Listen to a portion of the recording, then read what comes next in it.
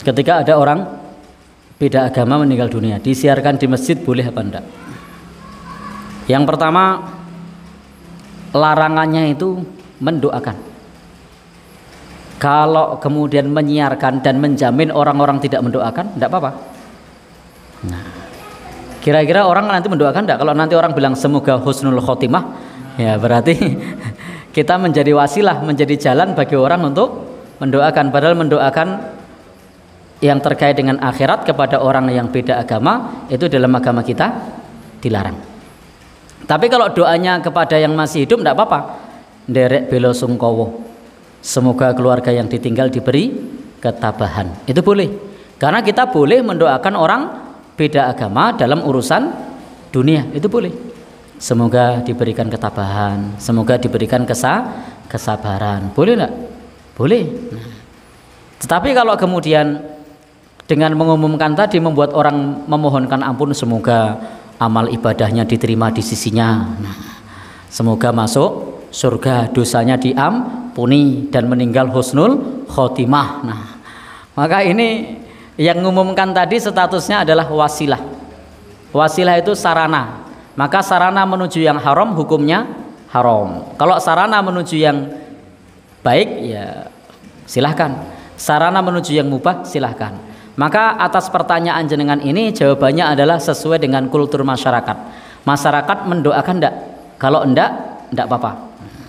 Nah, kira-kira di sini kalau ada yang mengumumkan gitu, ada yang mendoakan apa enggak? Kalau pakai innalillahi bagaimana Ustaz? Oh, boleh kalau innalillahi. Jangankan orang yang meninggal, kucing meninggal aja kita bilang innalillahi boleh. Nah, innalillahi itu bukan doa. Itu lafadz istirja, semua kembali kepada Allah. Innalillahi wa inna ilaihi raji'un. Sesungguhnya semua milik Allah dan kembali kepada Allah. Persoalan nanti kembali kepada Allah itu dimasukkan api atau masukkan surga itu urusan Allah. Tapi ungkapan kita semua kembali kepada Allah. Jangankan orang yang meninggal ya, kucing meninggal kita bilang innalillahi wa inna ilaihi raji'un. Boleh enggak? Boleh. Nabrak kucing pres itu meninggal, kucingnya mati, innalillahi wa inna ilaihi raji'un. Boleh enggak? Boleh. Ternyata pagi-pagi baru bangun tidur kan, nah kok nong kandang ono ribut-ribut apa pas ditilai ternyata ayamnya di pangan wirok mati. Nah, ribut-ributnya tadi tikus wirok. Lalu kita bilang innalillahi wa inna ilaihi raji'un. Boleh enggak? Boleh. Ya? Oh gitu. Oh iya. Intinya apa? Kalau innalillahi wa inna ilaihi raji'unnya tidak dilarang. Mengabarkan kematian orang yang beda agama juga tidak dilarang. Dilarangnya karena tadi apa? Memohonkan ampun. Allah berfirman, "Maka nalin nabiyyi walladzina amanu ayyastaghfiru lil musyrikin walau kanu uli kurba." Tidak pantas bagi nabi dan orang yang beriman memohonkan ampun orang musyrik meskipun itu saudara kerabat. Jadi tadi kira-kira bisa jamin tidak orang tidak memohonkan ampun? Kalau bisa ya silahkan. Jamin tidak Mas? Enggak. Tapi kalau yang dengerin yang pengajian insya Allah jamin tidak memohonkan ampun. Monggo. Jadi itu kesimpulannya kalau orang muslim lebih baik kasihannya bapak ya. Pripun? Kalau orang muslim nggak pernah disiarkan di pengadilan nggak apa-apa. Ya, kesimpulannya kembali kepada masyarakat. Karena takziah kepada beda agama itu tidak dilarang. Jadi boleh takziah kepada yang beda agama. Ketika ada yang meninggal kita datang ke sana takziah, menghibur. Takziah itu artinya menghibur. Itu boleh. Jadi tidak bisa disimpulkan seperti itu. Kesimpulannya itu adalah wasilah. Kalau tidak menyebabkan orang melakukan yang haram, maka silahkan. Tapi kalau menyebabkan orang kemudian memohonkan ampun, maka jangan. Jadi tidak bisa kemudian diambil kesimpulan sepihak. Karena apa? Kultur masyarakat berbeda-beda. Saya tidak tahu kultur di sini masih memohonkan ampun apa enggak. Ya. Kalau kulturnya hanya takziah saja, takziah kepada beda agama itu tidak dilarang. Ada orang beda agama meninggal, lalu kita datang ke sana takziah, menghibur. Gawak ke apa misalnya menghibur? Enggak kenapa Pak biasanya kalau menghibur di sini? Akhir cerita lain kan pasti ada matur nuwun awit donga pangestunipun mesti ada untuknya begitu Ustaz. Oh gitu. Panjenenganipun dipun aturaken matur nuwun. Iya. Doa panjenenganipun ngoten niku. Berarti doanya untuk nyengkuyung. Iya. Iya. Artinya pripun? Jadi intinya larangannya adalah apa? Mendoakannya, bukan takziahnya, bukan mengabarkan kematiannya. Tapi larangannya itu adalah memohonkan ampunnya itu. Kalau yang masih hidup didoakan boleh. Yang masih hidup didoakan boleh. Jadi kalau datang kepada orang yang beda agama yang meninggal, jenengan doanya jangan offset nggih. Kadang offset kayak orang main bola itu melampaui garisnya. Tidak perlu mengatakan derek bela sungkawa mugi-mugi amal solehipun tinampi dan semoga meninggal ganti sedo husnul khotimah. Lah kok tekan kono? Nah, maka cukup mengucapkan derek bela sungkawa semoga keluarga yang ditinggal diberikan ketabahan. Berarti yang didoakan yang masih hidup. Boleh tak? Boleh. Kalau yang didoakan yang masih hidup. Nah, baik. Ada juga yang saya pernah membaca bahwa mengumumkan orang yang meninggal dikatakan makruh itu gimana? Baik. Jadi memang di zaman Nabi ini materi salawatnya tidak usah dilanjut, tidak apa-apa ya, santai aja nih, kita materi pengajiannya santai kok. Iya. Jadi begitu. Mengenai masalah mengumumkan kematian itu tidak dilarang. Nabi dulu pernah mengumumkan meninggalnya Raja Najasyi. Nah, Nabi mengumumkan meninggalnya Raja Najasyi. Jadi mengumumkan orang yang meninggal itu tidak dilarang. Yang dilarang itu adalah mengumumkan sebagaimana orang-orang jahiliyah dulu. Jadi memang dulu Nabi pernah melarang mengumumkan orang meninggal, tapi yang dilarang itu adalah sebagaimana yang dilakukan orang-orang jahiliyah. Yang mana orang-orang jahiliyah itu ketika ada orang meninggal dunia, maka mereka berteriak-teriak, bengok-bengok di apa istilahnya di jalan-jalan, di pintu-pintu tempat ibadah. Nah, sementara di dalam agama kita ketika mengumumkan itu tujuannya bukan untuk meratapi atau kemudian sebagai bentuk pengagungan kepada yang meninggal. Pengumuman yang ada adalah supaya banyak orang yang menyolatkan yang muslim ini, maka mengumumkan itu tidak masalah. Jadi mengumumkan itu tidak masalah. Yang dilarang adalah mengumumkan sebagaimana pengumuman pada saat seperti orang-orang jahiliyah dulu.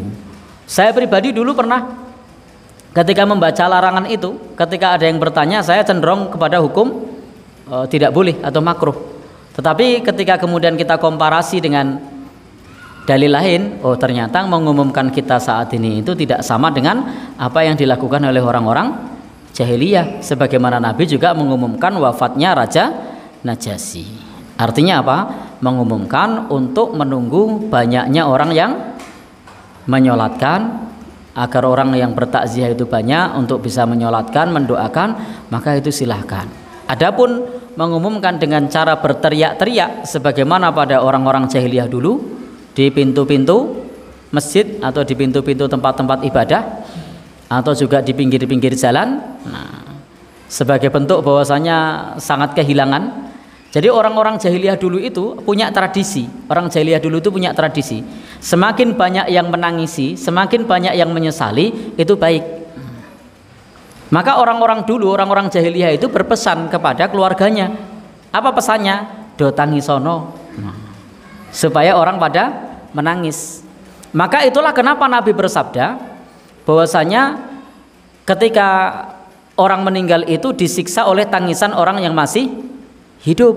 Nah, innal mayyita, sesungguhnya mayit itu disiksa bibuka ilhayi, dengan tangisan yang masih hidup. Kenapa? Karena orang yang mati tadi berpesan kepada orang-orang yang hidup untuk nangisi. Maka semakin banyak yang nangisi dengan menyatakan, mengumumkan ke orang-orang, oh fulan sudah meninggal padahal fulan ini dulu orang baik, dia suka membantu dan seterusnya. Maka semakin banyak yang meratapi, menangisi begitu, menurut orang jahiliyah dulu itu baik. Maka Nabi melarang untuk menangisi yang seperti itu. Dan Orang yang meninggal itu tidak akan disiksa oleh tangisan orang yang masih hidup selama orang yang hidup tidak berpesan untuk ditangisi. Dan menangis pada saat ada orang meninggal itu normal selama kata-katanya dijaga. Maka Nabi mengatakan ketika pada saat putranya meninggal itu ada sahabat yang bertanya, "Apa ini wahai Nabi?" Ini adalah rahmat yang Allah jadikan di hati hamba-hambanya yang beriman. Kemudian Nabi mengatakan sesungguhnya mata itu berlinang dan hati itu bersedih. Jadi boleh saja menangis pada saat ada orang meninggal. Yang penting lisannya dijaga, tidak mengucapkan kata-kata yang buruk, tidak mengatakan Tuhan tidak adil, tidak mengatakan aku melu sopo, tidak mengatakan Allah gue dadi mati aku sing wong tuwa.